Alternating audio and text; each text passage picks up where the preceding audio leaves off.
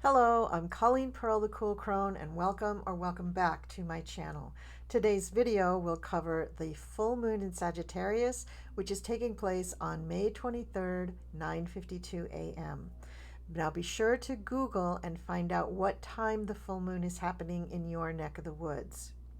In this video, I will also be doing predictions for all of the earth signs pertaining to this full moon, and the earth signs are Taurus, Virgo, and Capricorn.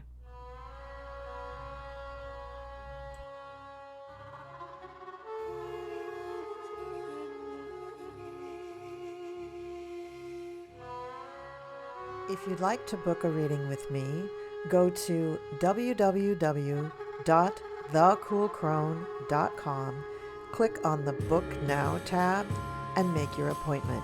I look forward to meeting you. The full moon takes place at 2 degrees Sagittarius 54 minutes on May 23rd at 9:52 a.m. Eastern Time. Sagittarius is the sign of the party.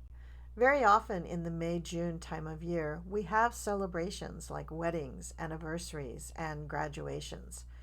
The Sag new moon, when the sun is in Sagittarius, takes place in late November, December time of year, and that's also a time when we have celebrations, like more holidays having to do with religion and familial themes. When the moon is in this fiery sign, we are optimistic, philosophical.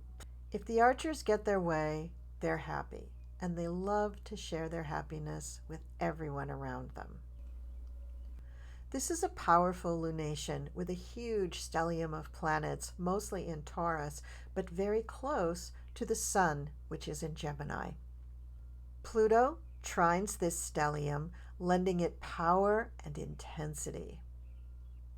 The moon opposes this stellium, and this gives us the classic full moon push me, pull you energy in both directions.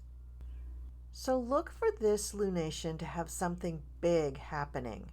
Now, a lot of the planets in the stellium in Taurus are at the 29th degree of Taurus, so there may be some big event leading up to a climax at the time of the full moon. In other words, there could be some foreshadowing to what actually is going to take place on the full moon.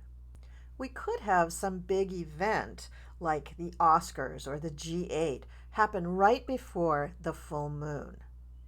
Or it could be something geared more towards philosophy or spirituality when people are trying to be very kind and good-mannered and really gearing up to serve the needs of others. This could be a charitable event. There will be loads of goodwill and good intentions spread around to foster goodwill and understanding. Then some players are going to deliver an emotional payload which may lead to conflict and even competition. This will bring about confusion and emotional neediness and a feeling of being wronged and the need to make it right. People will want to take action. People will ignore normal social boundaries and behave in reaction to the situation. This could bring about more tension and manipulation, and some kind of a battle that will shock the world.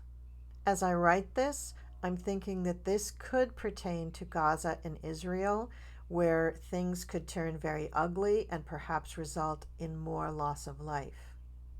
Ultimately, we will work to right the wrongs, but I do think the die is cast in a negative direction. Prayers will be needed.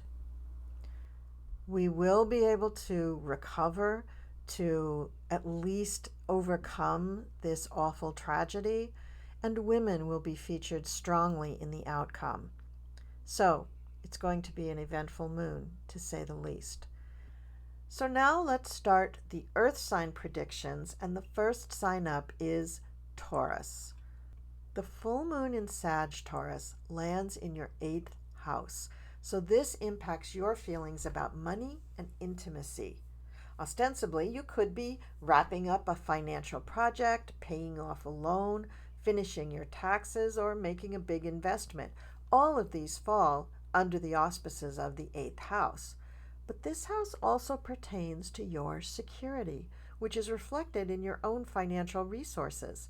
You may be in for deep transformation now, or there may be someone in your life who is relying upon you for support, whether with money or emotionally. Your challenge is to manage this without turning it into a power struggle. Venus and Jupiter in opposition could put pressure on you for stepping up for the responsibility to someone else, but both will make the financial portion of this bigger than it needs to be. Now don't flinch. You can handle this with calm and grace. And now on to Virgo. Your home becomes the focal point of this full moon. The Sag moon falls in your 4th house, which rules the property you live on and the home you live in. So family, living situations, and your feelings of security are at the center of your world right now. There could be a breakthrough giving you a sense of belonging or something that connects you with your family or ancestors. If there is an imbalance in this area of any kind, which could be taking up too much of your time and energy, you need to step back and find out how to correct the situation.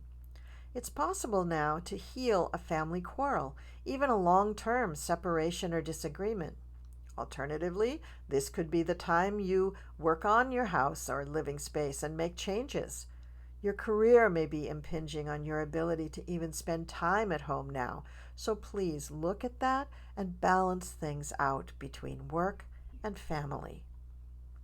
And now on to Capricorn.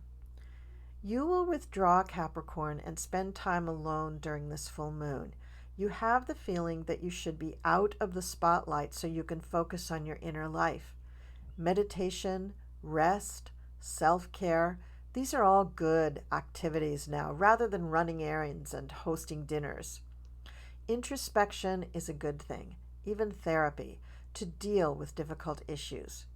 Before you go into therapy, try going within and seeing if you and your guides can identify what you need to address. Spending a little time one-on-one with your guides is a wonderful way to allow things to come to the surface, but it also gives you time to accept that it needs to be addressed or healed. Once it is there on the surface, it's more likely that you'll get good results, whichever way you address the solution or healing. While you also have the Sun, Venus, and Jupiter in your 6th house, you may be thinking that you need to get up off the couch and start jogging every day. But that is not the message of this lunation. You'll have a lot more fun during the new moon next month, so hang in there. And that wraps up the predictions for the Earth signs for the Sagittarius full moon. And that is my explanation of the Sagittarius full moon. Thank you so much for watching. I do hope you're a subscriber, or if not, if you will consider becoming one.